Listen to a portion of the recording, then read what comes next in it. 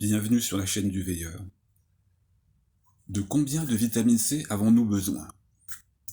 Vous connaissez la vitamine C, vous savez que c'est une vitamine qui est importante pour notre alimentation, notre système immunitaire notamment. Alors, la particularité pour nous, êtres humains, c'est que nous ne pouvons pas produire nous-mêmes notre vitamine C.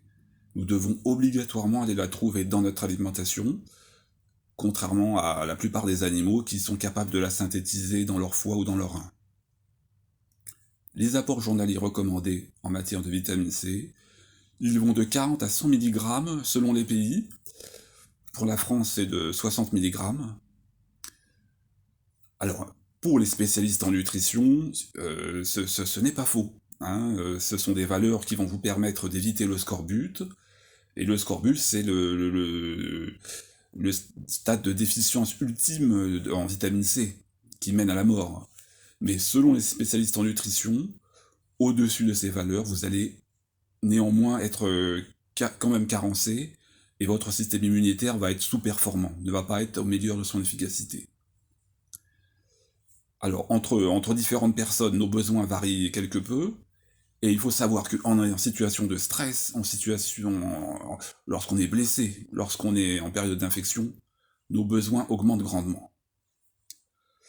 Alors, les docteurs Veilleur et Hume ont publié une étude disant que dans l'alimentation ordinaire, il n'y a pas suffisamment de vitamine C pour que nos globules blancs fassent correctement leur travail.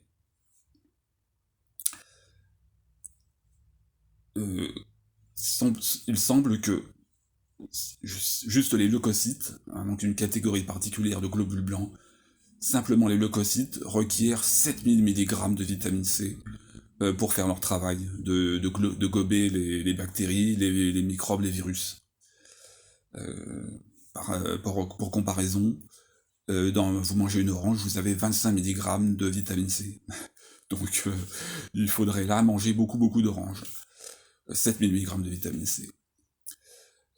Alors aux USA, le panel indépendant de revue de la sécurité des vitamines estime que les apports journaliers recommandés traditionnels sont insuffisants, ne suffisent pas pour combler nos besoins, et qu'ils ont pour conséquence des carences nutritionnelles, également des maladies qui seraient évitables.